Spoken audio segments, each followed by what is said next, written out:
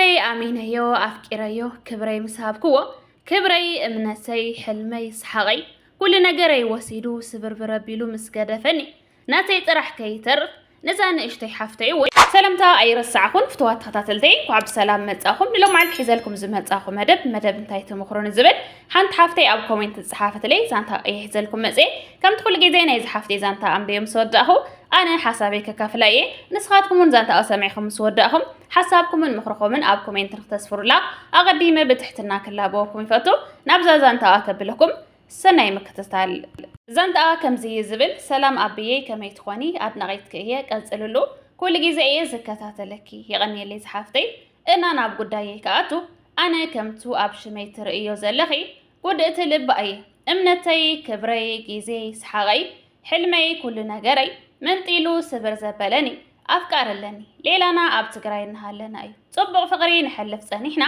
دحار نراخب يلوني انا دنقل سلازنبركو ابيو امو اي تفكرن اندحر زي نراخب نفلا ليلو افراريحني كابو بقى بفقرو عبيدة يحمم سلازنبركو اشي لي تراخبنا كبري نص وسيدو دحارجن مستراخبنا كغيرن جميرو بقى تاي كم زخونه الناس الشي خيدو فليطو ما مخنيتا عارك حيسك سامعه اب زباني تدرب لي الله خنا بلا انا تباسني كابو كم قلنا دحره مصنحنا نص نسدت مزيو يخدلهون اي بلن بسبي سامعي كابو اشعو كم زي دلينين رأسي يمينيو أنا لا نسدت مزي سعود آتي سرحي مسحاسكو بمسنجر يدول لي أنا مساخي يزلخو أي كحد كخوني بلني نمنتاي نسعود اخت مسخلها زي نجر كاني مسمت أخول نمنتاي زي دول كالليلة بزحوتة تحاتيتيو جن بقى شفن في نبيلو لا أمن يبلني أنا ون فورس لزي وصلي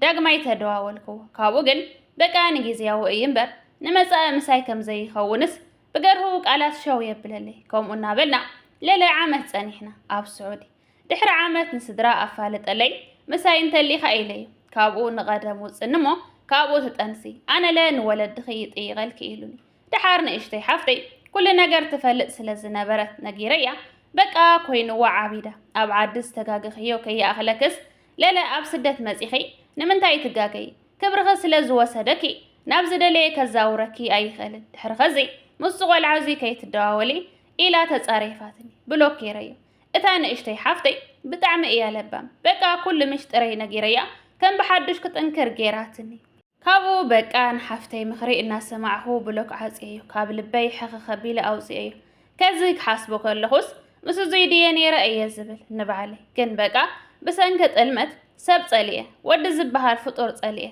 انتي موكب لك يا أبي نزان اشتي حفتي كواس بس انكي تمالاليه نسا مسكبر ايا زلا تمسجن سدت يا زلا مساي من ما يتفلدن جن بناته هيوت اودا سبحالو صلياتهم تداول دي خنتبلكوا نعخز غطمكي كغطمن ايدلن ايا تبل سلودي حما نغر انت رياكواس اي تدنغصلون اس ايا تبل بقى بسنكناته هيوت سبيت امنن كوينا لبا تسيرو تغياميت كوينا نزو افكاري نبرون بطعم ايا تتصلو حما غيات منيلو إن أبي تكتاتلك إياه بجخ مخريه بقى أبلبا كيمن بقى لنطرح يزلو إن بخمي كم تستخاخل أسفح مخريه بقى نفس أي زوقس نحفتيت ملالي أي إله النار السعيو نعو بلوك مسقبركو حنتنيا بطعم الزفت وعركي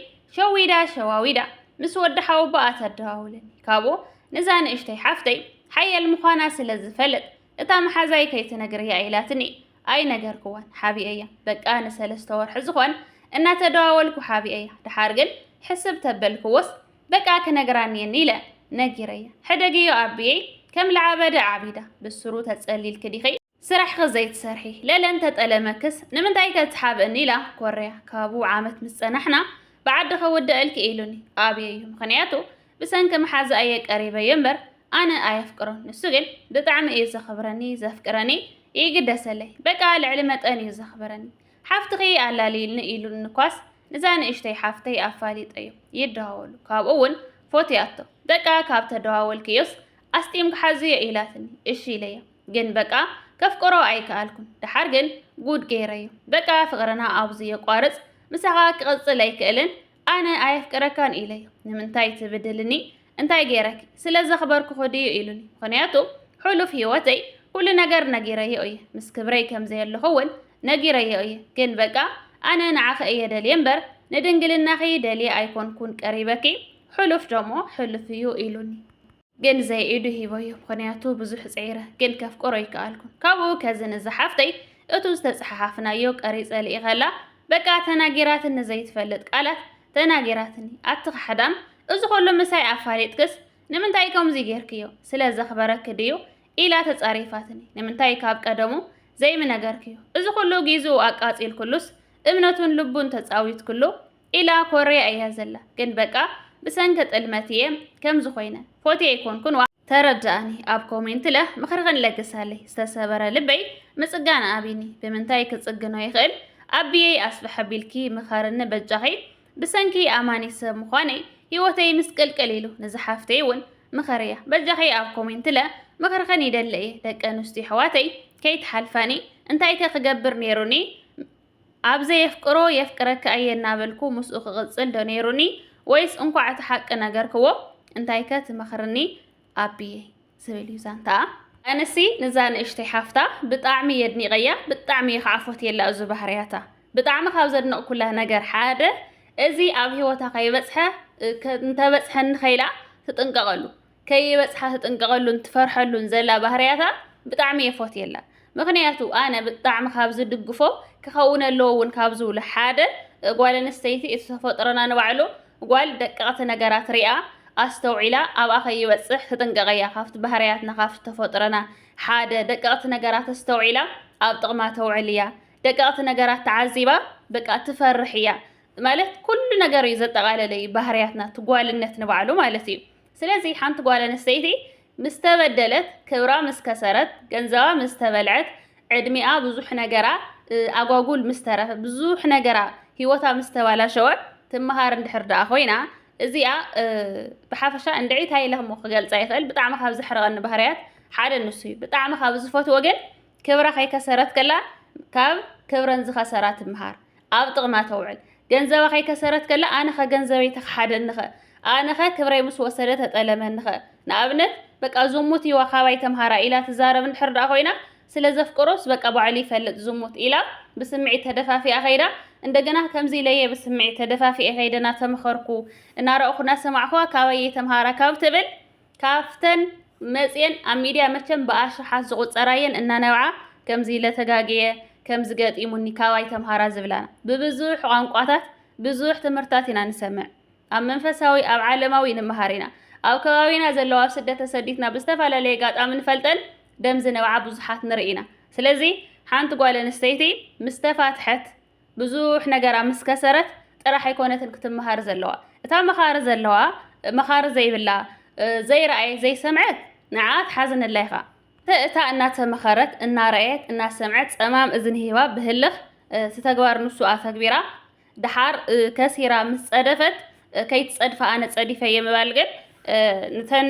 ካባይ ተምሃራ ትብለን ዘላኮ ክልተ ሰለስተ መስተውዓልቲ ወይ ጥንቁቓት ፍርቀን ወይ ካብተን ሰምዓ ዘለዋ ከጥቀማ ይኽእላየን ህይወት ብዙሓት ተድሐን ትኽእል ኢኻ ብዙሓት ይድሕናየን ነገር ግን ንዓ ምንም ትጥቀሞ ጥቕሚ የለን ኣጋጣም እቲ ተሪፉ ዘሎ ህይወታ ክተድሕን ትኽእል እያ ነገር ግን ምስ ከሰረት እያ ተድሕኖ ዘላ እቲ መጻኢ ህይወታ ማለት እዩ ስለዚ ብጣዕሚ ካብ ዘድንቕክዎ ባህርያታ እዚ ዘለዋ ባህርያት ኣብ ስደት ተጣራጣሪት ተኾይና ሓንቲ ጓል ፈራሕቲ ኮይና ትጭነቕቲ ኮይና በቃ ከምዚ ተኾይንኩ ተኸሰርኩ ተጠለመኒ ትብል ተኾይና እያ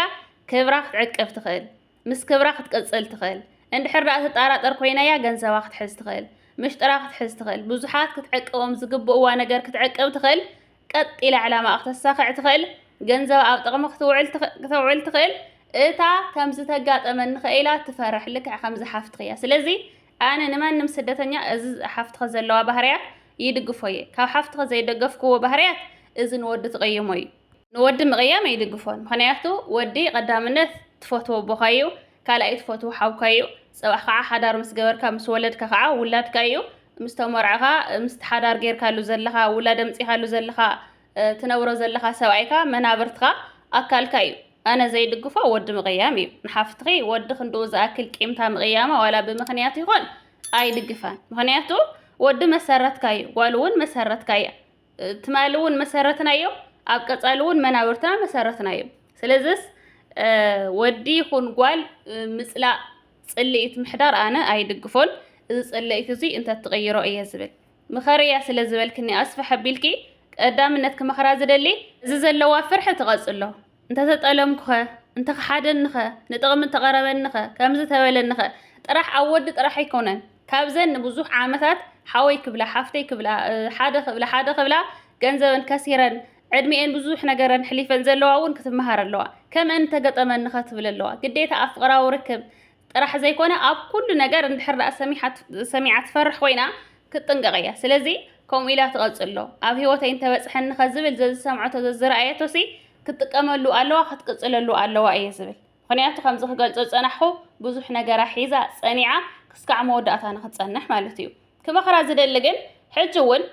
ኣብ ሂወትኪ ኣወዳት ክመፁ ከለዉ ክትደዋወሊ ከለኺ ቀዳምነት ክብርኺ ኣትሒትኪ ወይ ከዓ ኣቐሊልኪ ክትርእዮ ይብልክን ክብርኺ ልክዕ ከምዛ ሂወትኪ ሓደ ግዜ ተሓሊፉ ዘይምለስ ሂወት ከም ሂወት ክትርእዮ ኣለኪ ካብኡ ከዓ ዕላማ ኸውን ከምኡ ዘለኪ ዕድመ ዘለኪ ግዜ እውን ኣቐሊልኪ ክትርእዮ ኣይብልኽን ኣጠቓቕማ ገንዘብ ንሓውኪ ድዩ ንስድራኺ ድዩ ንማንም ይኹን ወላ ንነብስኺ ይኹን እውን ሰሪሕ ከተምፅእ እየ ዘለኺ ገንዘብ ኣጠቓቕሙ እውን ኣቐሊልኪ ክትርእዮ ኣይብልኽን እየ ዝብለኪ ብሓፈሻ ብዚ ዘለኽዮ ጠንካራ ኮይንኪ ድሓር ናበሰልኪ እናጠንከርኪ እናዓበኺ ምስ ከድኪ ምርጫ ክንዋዕሉ ትፈልጢ እንታይ ዓይነት ወዲ ክትመርፂ ከም ዘለኪ እውን ኣሽዑ ክፈሊ ክትፈልጥዮ ትኽእሊ እንድሕር ዳኣ ተሃዊኽኪ ዕድመይ ከይዱ ኢልኪ እንድሕር ዳኣ ተቐዳዲምኪ ናብ ዝኾነ ሂወት ኣቲኺ ዝኾነ ሰብ እንድሕር ዳኣ ኣሚንኪ ብፍላይ ብቓላ ብመልሓስ እውን ክትታለሊ ኣይብልክን ስለዚ ብኩሉ ነገር ብጥዑማት ቃላት ብጥዑማት ናይ ስልኪ ደወላት ወይ ጽሑፋት ኣሚንኪ ተሃዊኽኪ ናብ ዘየድሊ ነገር ከይተኣትዊ እዚያ እውን ክትጥንቀቕ ኩሉ ክምርዓወኪ እየ ዝበለ ኩሉ የፍቅረኪ እየ ዝበለ ኩሉ መናብርትኺ እየ ዝበለ እውን መናብርቲ ከም ዘይኮነ ኩሉ የፍቅረኪ ዝበለ ኣፍቃሪ ከም ዘይኮነ ኩሉ ጠላም ኣይኮነን ኩሉ ይብድል ማለት ኣይኮነን ነገር ግን ኩሉ የፍቅረኪ እየ ዝበለ ከዓ የፍቅረኪ ማለት ኩሉ ሰብኣይ ክኾን እየ ዝበለ ከዓ ሰብኣይ ክኾን ማለት ኣይኮነን ክስካዕታ ሰብኣይ ክዝኾነላ ሰዓት ክትዕቅብ እየ ዝግበአኪ ክትሕዝ እየ ዝግበአኪ ነገር ተጠንቂቕኪ ካብ ምዕቃብን ካብ መሓዝን በቃ ክትዝንግዒ ኣይብልክን ከምታ ዘለኽያ ኮይንኪ ቀጽሊ ኢለየ ዝመኽራ ናባኺ ክምለስ ከለኹ ከዓ ክብርቲ ሓፍተይ ብርግጽ ኣብ ዝኾነ ስምዒት ኮይንካ ዝኾነ ሂወት ምጅማር ጌጋዩ እየ ዝብል ኣነ ኣጋጣሚ ንስኺ ከዓ ቂም በደል እቲ ናይ ትማል በሰላ ዘይድሓነ ክህሉ ይኽእል ኣብ ውሽጥኺ ንሱ ከይድሓነ ከሎ ዝኾነ ሂወት እንድሕር ዳኣ መስሪትኪ ድሓር ካብኡ ምስ ድሓንኪ ካብቲ ስምዒት ንሱ ምስ ወፃኺ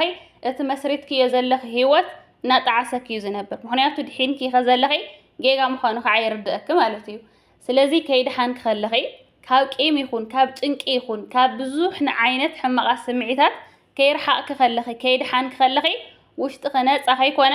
ናብ ሂወትኪ ማንም ሰብ ክትቅበሊ ኣይብልክን በዲልክዮ ዶ ሓቂ ንምዝራብ በዲልክዮ ኢኺ ምክንያቱ ቃል ኣቲኹሉ ሓደ ዓመት ፀኒሕኹም ብዓድኹ ውድአልኪ እናበለኪ እሺ ኢልክዮ ምስ ኣመነኪ ብዝበለፀ ናተይ ኢሉ ኣብ ልዕሊኺ እምነት ምስ ሕደረ ኢኺ ኣይደልየካን ኢልክዮ ዘለኺ ስለዚ በደል እዩ ካብ መጀመርያ ኣነ መሰል ክብሎ ዝኽእል በደል ኣይኮነን ክብሎ ዝኽእል ካብ መጀመርያ የፍቅረኪ እናበለኪ ኣነ ግን ኣየፍቅረካን ኣይደልየካን ኢልኪ ዓመት ዝኣክል ምስኡ ተዘይትፀንሕ ነርኪ ንግዚኡ ተትዛረበዮ ነርኪ መሰልኪ እዩ መበልክኹ ነይረ ካብኡ ሓሊፉ ግን እሺ ኢልክዮ ቃል ኣቲኹሉ ዓመት ሙሉእ ምሳኻ ትድውል ነይሩ ምስ ኣመነኪ ብዝበለፀ ምስ ኣፍቀረኪ ግን ኣይደልየካን ማለት በደል እዩ ስለዚ እንድሕር ሕጂ ዋላ ተተዓሪዕኩም ኣጋጣሚ ህልኽ ክሕደር ይኽእል ኣነ ሓደ ዝሰጋእኹልኪ ክብርቲ ሓፍተይ ቂም ኣብ ልዕሊኺ ክሕደር ይኽእል ህልኽ ክሕደር ይኽእል ንምንታይ ከምዚ ጌራ ግዜ ወሲዳ ኣይደልየካን ትብለኒ ኢሉ ዋላ ተዓሪቑኪ ዋላ ፅቡቕ እናተዛረበክሲ በቃ ህልኽ ክሓድሮ ይኽእል እቲ ዝነበረ ፍቕርሲ ብህልኽ ክሽፈን ይኽእል እሞ